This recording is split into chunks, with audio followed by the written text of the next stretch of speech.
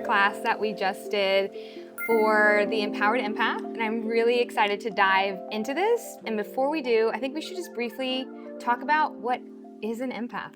Great call.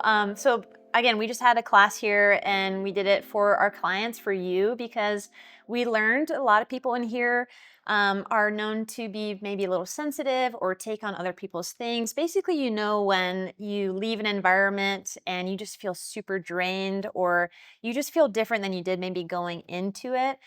It was something that we saw often in here in our practice in REV. And so we decided to kind of just gather you together and have a class just to teach, really to help, empower these gifts that really it is to be an empath. And I think it was cool because everyone was like, oh, you too? Yeah. Me too. Yeah. You know what I mean? It was like a beautiful gathering. And I want you guys watching this to feel the exact same way that they felt in the class, for you to feel heard, understood, but also leaving here with tools of how to be empowered versus feeling drained or more like a victim within your empathic abilities, which is truly a gift, but we need to be able to master it. And that's what we're really going to get into today, which I'm really excited about. Yeah, so basically, if you're an empath, and we asked everyone too, how do you know you're one? And people are so like, I think I'm one. I've heard of the word before, but really simply put, and we learned we're kind of different types of empaths, but basically, if you really notice that you feel other people's emotions really strongly, or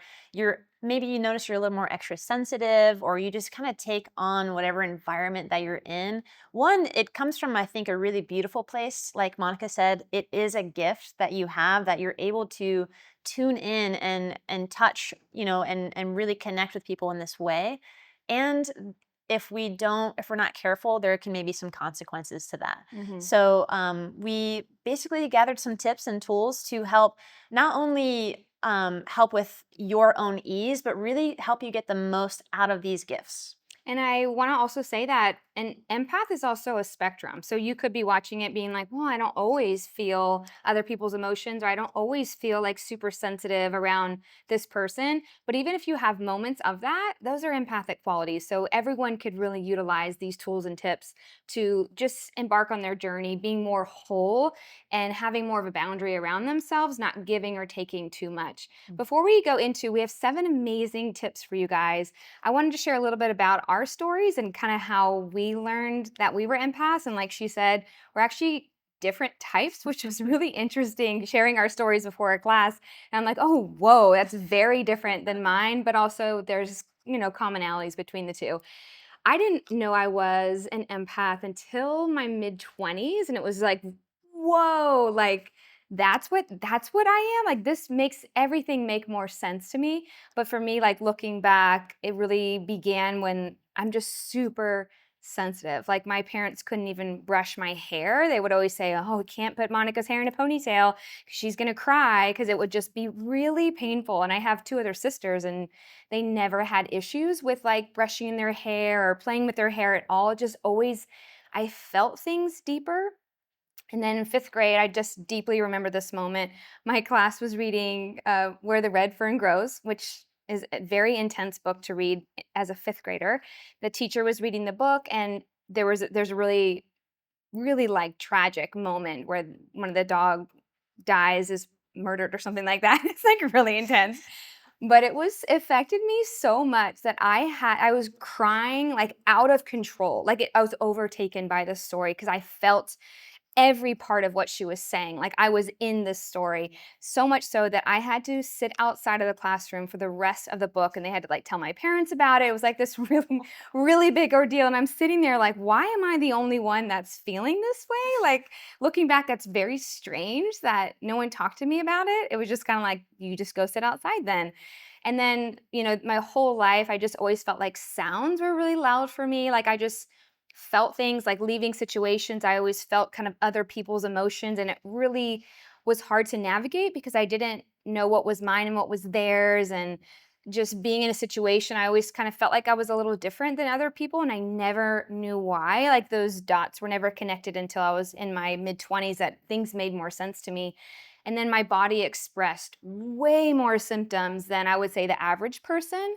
And so I began, and that I just believe is that I'm more sensitive to what my body is expressing. And so that's just a huge piece of having more empathic qualities is that you're just more in tune with your system, and that could feel like really loud and it can feel like it's a burden.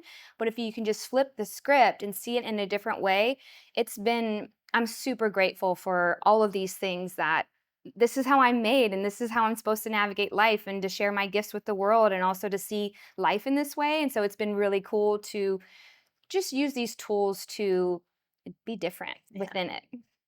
So yeah, my story is a little bit different. I was just growing up naturally a very quiet kid, and when you're quiet, you just observe constantly. So I didn't have these huge big emotions, but maybe I was around people who had really big loud emotions, and you're witnessing people in pain. And when you see that over time, like I was just really sensitive and attuned to it. And so you learn a lot and you pick up on a lot, and naturally you start to feel other people's things. And again, there's a gift to that, because later in life I noticed, like when I got into about like middle school or high school even, I just was that friend that everyone wanted to talk to and tell me all their story and help them through really difficult times. And um I think I had that gift because I could just understand what they're going through. And I love that about myself, and I love that I have that gift. And I didn't really know what was happening at the time. Mm. So I think there were consequences that I learned where I would find myself being helpful, and then all of a sudden it gets too far and I either, lose my sense of self, or I'm feeling an angst or an emotion that my friend was feeling and it wasn't even my thing. Like I just noticed that my quality of life was maybe, off balance. And again, that's why we wanted to do a class like this, because I truly believe it is a gift. And it's a beautiful thing that if you're watching this and you really resonate with one of our stories, it's a really special thing. And when it's gonna continue to be special and be serving for the world, if you learn how to have your own ease within it, and how, if you're taking on all these people's stuff and your health diminishes, you can't really serve any more people, can you? So we just want to kind of flip the script on that, of yes, it can be challenging to take on other people's things.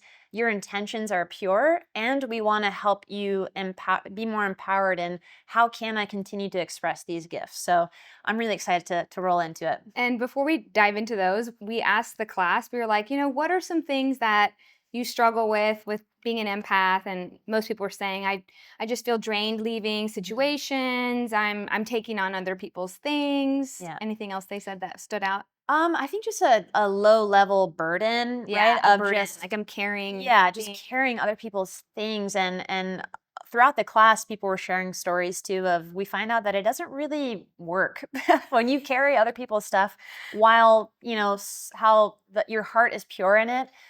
It doesn't really work and help other people. And I think I may be jumping ahead to some tools here, And then but the next question we asked was, what are some of the gifts that yeah. you have realized? And no one raised their hand. Well, maybe like one person said something, Yeah. but it was really enlightening. And that's how I felt at one point, was that this was more of a burden than a gift. So I just want to quickly, briefly, not briefly, but just give it the credit that it needs to, that being an empath is truly such a special thing. And just to kind of let that like shower over you in this moment, to know that you are so special, that you have these amazing abilities to connect deeper with other people and situations. Like, because you can feel things more than maybe most people, you can empathize more than maybe most people. So that's why you're this sacred space for people to share like their circumstances or kind of vent to what's going on, because they know that you can feel that and you can meet them where they're at. And within that, because you can feel so deeply, you can experience life more deeply as well. Mhm. The catch 22 to that is that if you can feel so deeply and feel so good in certain situations, there's always a balance, and you're going to be feeling the other side of it. So we need to be able to like how to navigate that Yeah. situation is what we're going to go into. But I just want to share and just highlight the amazing person that you are and the gifts that you have, and just to support your journey. I'm just really excited. Awesome. So Okay. let's get to our first tip. Tip number one, and these are all things that have really, really, really helped us. So these are like really curated. for like from both of us on our journeys for you guys to really compress time and begin immediately. Not that you have to do all these things right away. Whatever stands out to you, just start there and then build on from there.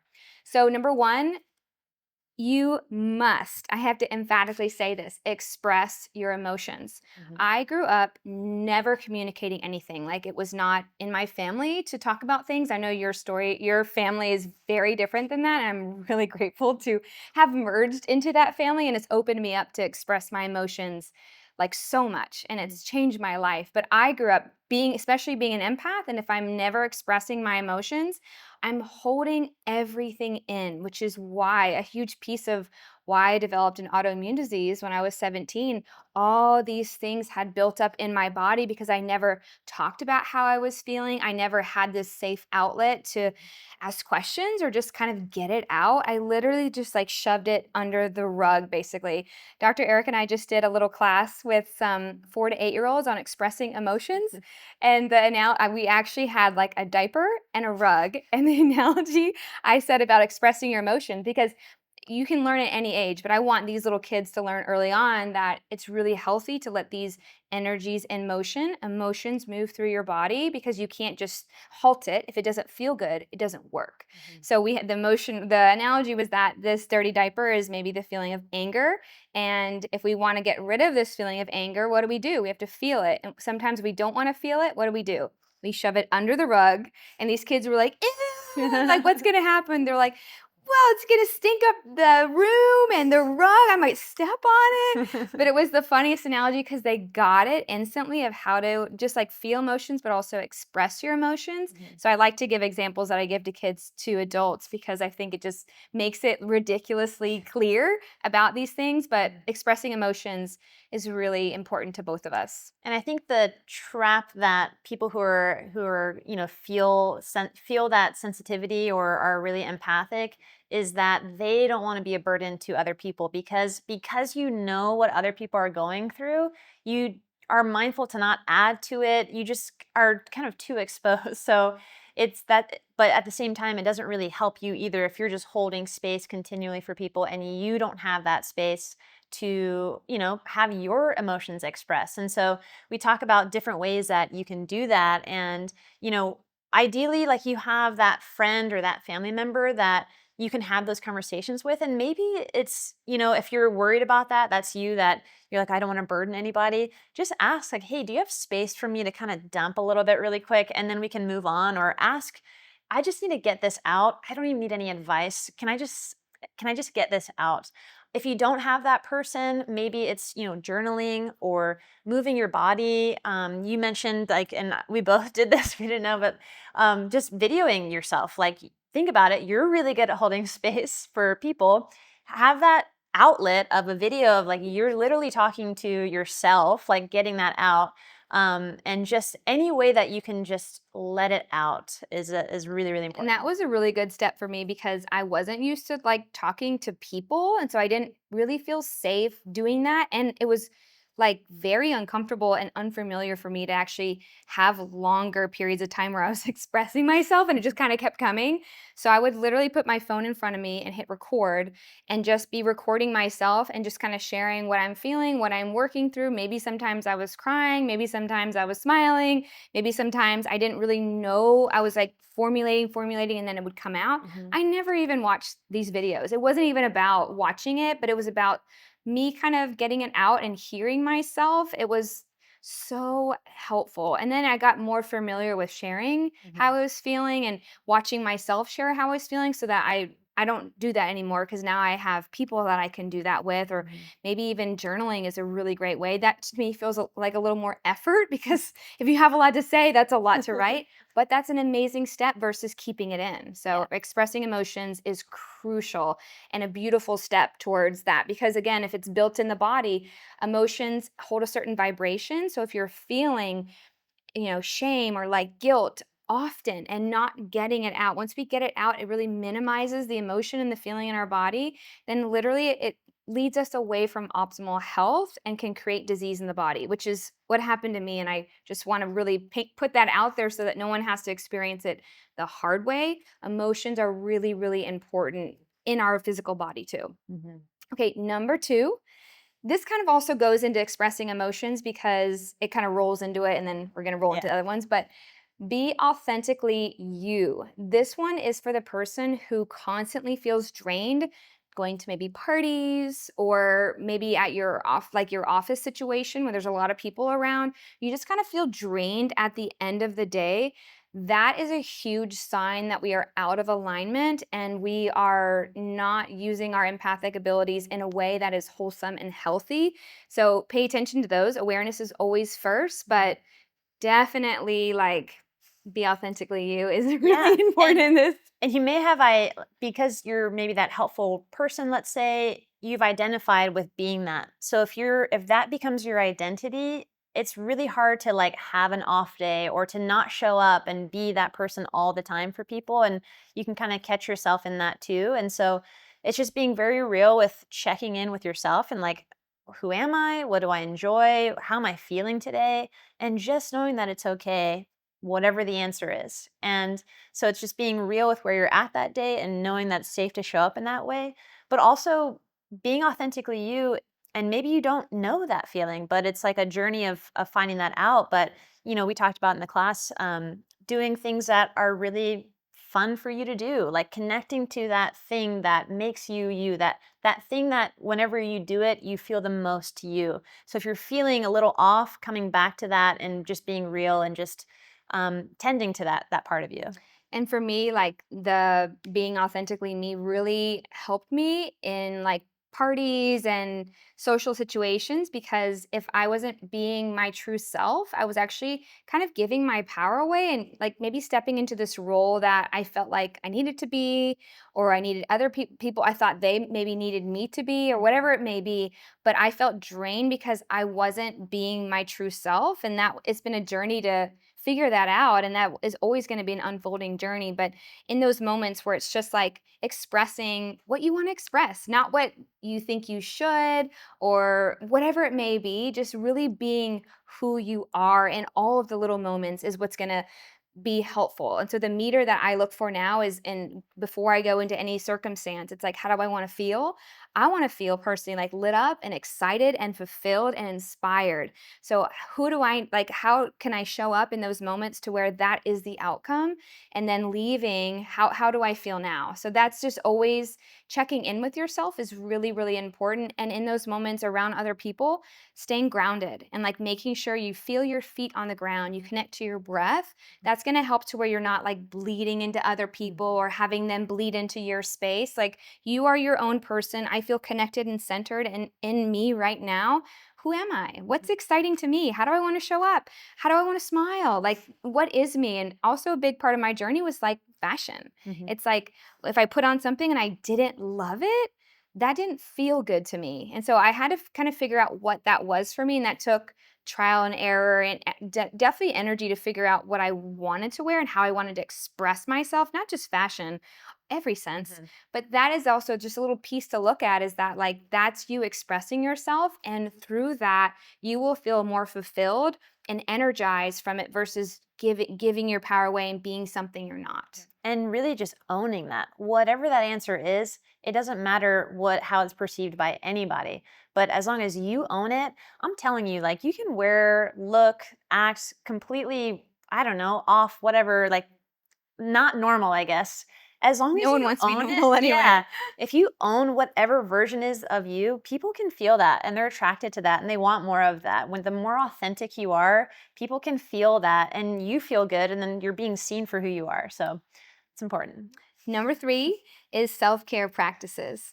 This is huge. And this is even if you're not, if you're like, I do not identify as an empath, this is still really, really important. And you're really good about saying, like, kind of getting back on track. This is Mhm. kind of the same thing. So we can kind of tie those two in together. But if you Yeah. want to take that away, So, one, it's like knowing what your self care practice is. If you don't have any kind of plan when stuff hits the fan and you have nothing to fall back on, that's where you can kind of get into trouble. So, one, just practicing if you don't already have a self care practice, finding out what that is for you, and it can look like so many things. And my, you know, what's the word?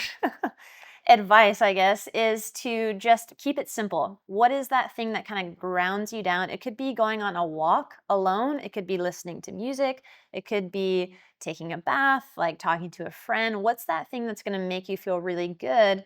And really using it as a tool in your toolbox to when you are feeling a little off, you're feeling a little drained, instead of just keep riding that wave of challenge or drain or not feeling well, use that as an indicator and come back to that anchor of what your self-care practice is. Something that you, and again, over time, you get better at that. And during the class, I used an example of, recently I was having a fine morning, and all of a sudden I felt really overwhelmed and really a little bit stressed. And I could have just let that energy ride my day, but instead, I knew I had a self-care practice to fall back on. And for me that day, it was just peaceful music and headphones and laying down for 10 minutes and just kind of coming back to myself. But the better, I guess, when you are feeling good is a great time to curate that self-care Mhm. practice, like have a plan. It doesn't have to be this like 5 hour whole thing, but just have that one thing to anchor you down. And then over time, it can change depending on what your needs are, but it's just so important and crucial. It's so important. And for me, like my biggest ones are being like in the sun and just like absorbing the sun or like feet on the grass. I'm a big like grass person, or even like going on hikes and being by a creek. Like that to me is my ultimate reset. And I know I need that when I'm feeling like extra tired or just frustrated. And I'm not kind of sure why. I know I need to come back to center, come back to alignment. And those little things help me, or just even extra rest and not going and doing, like, just connecting to my breath, maybe laying down and meditating is huge. So these little things, again, just paying attention to your symptoms. Your symptoms are always leading you and speaking to you. They're like the soul's whisper, to pay attention to them earlier before they become loud, like screams. We don't want to get to that point. So if you can just catch them faster and then, curate practices that you're like, I know I really need to put on my headphones Mhm. and listen to certain music or whatever it may be Yeah. to connect and come back to myself. It's transformational, and that took me a long time to like Yeah. figure out. And I have like level 1 and level 2 practices. So like level 1 is you don't have a lot of time, but you need to come back. So that's like that music that's in the sun, getting the grass. Level 2 is like if I do have time, and I told Erica this, like my partner, I was like, on Saturday from this time to this time, don't talk to me. I will be in the woods because I know for me being in nature is just so healing for me. It's a great reset. I went into nature, and I go somewhere where I have no service to, so I actually cannot be bothered. That's nice. But everyone knows this about me that I need this. But I went into nature. I set up my hammock. I fell asleep for 2 hours. I don't take Amazing. naps, but clearly my body was like giving me a little tap on the shoulder, like, hey, a little reset would be nice. So I had that space. So I like having the level 1. I don't have a lot of time, but something to connect, and a level 2 of like really kind of deeper work to like really get that reset. And then, like, foundationally, it's like having these self-care practices every day, Yes. that we have to take care of, like, our temple. We have to nourish our souls in every sense. So also I talked about just quickly about food. People always think about self-care, they kind of go directly to like, how do I live healthier? Okay, eat. What am I consuming? It's all the things. We're going to go into a mindful environment in a second, but especially as an empath, you have this highly sensitive, you're attuned to what you're eating and how you feel when you eat it. So the goal in nutrition is to like really just be, you just eat intuitively. That's really where I'm at. I've done paleo, vegan, vegetarian, carnivore. I've literally done everything for like 15 years. And at this point, I don't identify with a certain way of eating. I just intuitively eat. Maybe today I really need some fresh tomatoes. Mhm. Maybe tomorrow I'm just really needing some salmon. And as, an empathic person, a highly intuitive person, you have that gift that maybe other people don't. So it's like maybe I want avocados today and I really don't want avocados tomorrow. This all means something. So this is also a piece of the self-care practice, is just being really mindful of what we're consuming. And we're going to go right into the next part of consumption, which is a mindful environment. This one is really important. They're all really important, but this one is like near and dear to my heart because I have really had to look at my environment, especially being so sensitive. One example is that I don't know, maybe like 10 years ago, I said, I'm just not going to watch scary movies anymore. This is also something we differ on because it affects us differently. But my whole life, I would just, around Halloween time, we watch scary movies, we go to haunted houses, and I would literally have a hangover from being so scared. Like so scared, where I'm in a haunted house, I couldn't even think it was fake. It was literally reality to me. And that was so scary. And I can't even imagine the stress hormones like going on in my body in those moments as a little person and into the point where I'm in my 20s and I'm like, wait a second. Oh, I don't have to do this. This is literally not fun. Just because everyone else is doing it doesn't mean I have to. So I really had to like look at my environment. What am I listening to? What am I watching? What am I singing? Who am I around? Who am I being? And like how is it making me feel in these moments? And that's been really helpful. So we have these things called in our brain called mirror neurons, where basically that's how we all have them. That's how you learn, like you by watching, by feeling, by tuning in, and you mirror what you see. So people who are empaths, they typically have more mirror neurons than other people. So knowing that, it's almost like a hack, right? Like she realized, okay, when I watch something scary, part of her mirror neurons are literally having that happen within her body. So if you reverse that, okay, what do I want to mirror? Maybe I'm around someone who makes me feel really peaceful and they're just really relaxed, or again, listening to the kind of music that is more, calm or upbeat or whatever you want to feel, and just being mindful of like, well, if I'm going to mirror my environment, maybe if it's really busy and cluttered, I don't want that. How can I be more minimal and clean things up, and just finding out what that is for you. I lived in a tiny house and I adopted the minimal lifestyle years ago. And that is peaceful for me, like to be in an environment where there's not a lot of stuff, because it feels like there's a lot of stuff in me. And so just having like clean spaces and whatever that looks like, everyone knows that feeling when they clean their house or clean their car. It just feels really good. It feels even better for empaths because of those mirror neurons. Right. Yeah. And then also the environment is the people that you're hanging around. This is like one of the biggest things. And I think also one of the hardest things, but we're the sum of the 5 people that we hang around the most. We've said this in many other videos, but this was like a sobering moment for me that, I grew up just kind of doing what everyone else did. Like I kind of would gossip or I would just kind of make fun of other people here and there, just not even thinking twice about it. And at this point, like who I'm around, I want those people, I want to feel inspired and just in a place of love and peace and just like I feel safe and secure.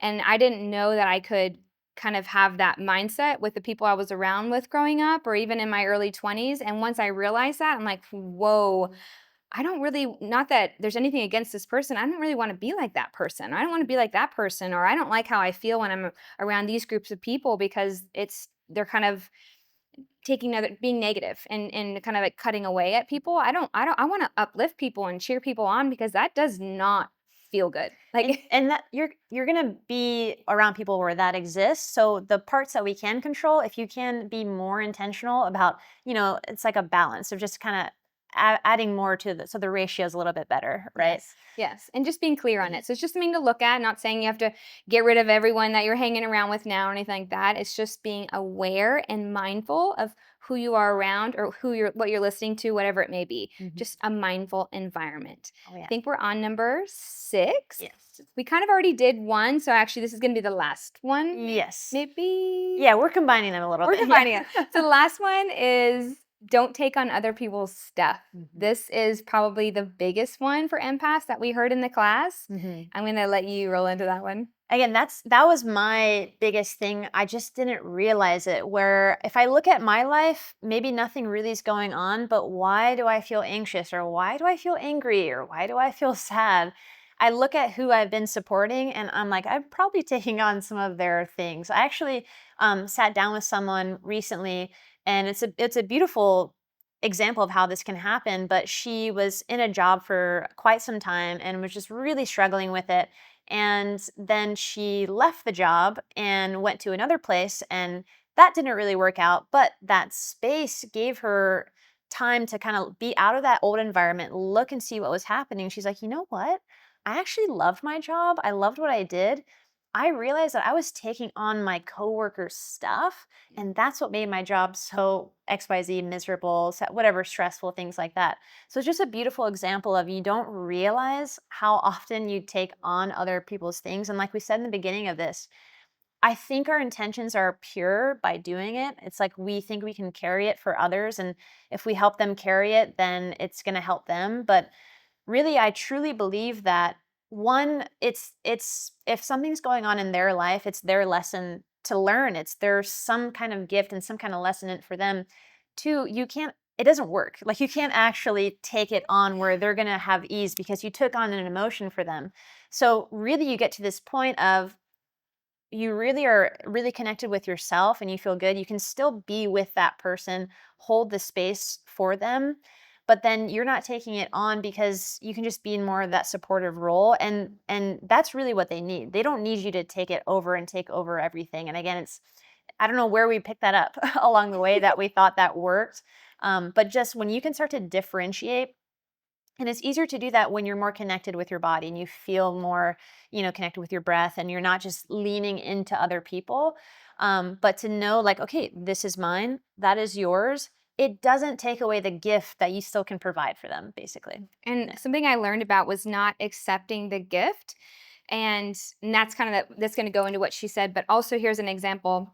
Remember one time I was driving and this guy, like, he was just like an angry driver. Like, I didn't really do anything wrong. He was just looking for something. He was driving way too fast, kind of cutting people off, and cut me off and was just like screaming at me like hardcore, to where I was like shocked. I'm like, I first of all, I can't believe someone would act like this. And second of all, I didn't do anything.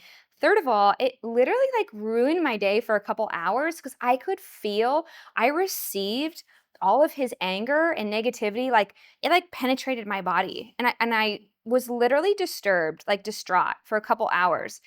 And I was reading something just about being an empath, really, and it was saying don't accept the gift. And I realized in that moment, I accepted that dude's gift. I took on his anger that he gave me, and I kept it, and it literally wrecked my day. So when that has happened again since then, it hasn't happened in the last like 10 years, but it did happen again. Universe gave me another opportunity to work through this to where that did happen. And I just like kind of had this boundary and I didn't take on that anger, that negativity, and I let that gift stay with that person because that person needs to feel what they're feeling. They don't need to put it on other people because I can't help him work through that, especially I don't even know who this person is. But to not accept that gift was what really hit home in the class for people, is that it really made sense. And then we had a couple gentlemen in there and they were like, well, like as a man, like I want to like bear people's, emotions and things like that. I want to help them through it. So I want to Mhm. accept that for them. And one of the things that really helped him the most was that if you just trust in their own journey, that they have the tools and that this opportunity, whatever it may be or experience, is for them, then we have to trust that they have the tools to figure it out. If they don't have the tools, life will give them the tools that they can work through it. So it's really just trusting in everyone's own path. And again, like she says, it doesn't work. So it literally Keep doesn't doing work. it, yeah. So let's try something different and not accepting people's gift and just trusting that it's all happening for a reason. Yeah. Someone actually summarized our class beautifully too when we were closing, is that overall, and I hope that you got the theme of that too, overall, with everything we've gone over, in order for us to keep serving people, to keep being that person, to keep being that support, we have to take care of ourselves and make that the priority. And whereas before, especially as someone who's empathic and wants to serve, that could be perceived as really selfish. Oh, don't worry about my stuff. Let me just care for you. But in turn, I hope that we've flipped the script a little bit and you guys can see how actually, in order for you to serve better, more, were you feeling good doing it, you have to be clear, connected, and taken care of so that you can. The gift won't go away, it'll only enhance. And this is definitely a journey to where you're not going to arrive tomorrow being like, I am definitely an empowered empath. Maybe, but it's really going to be day by day. You're going to be given circumstances where you can utilize these tools and begin to just like create boundaries around yourself and to become more aware of when you are taking on, when you're giving too much, whatever it may be, to just use every day as a learning lesson, and we trust that you are going to arrive in a place where you're grateful for your gift and you're so excited to share it with the world and to teach other people what you have learned. So thank you guys so much for joining. We really hope you have learned all the things different in this video. Please like, share, subscribe to tune in next time, and we'll see you then.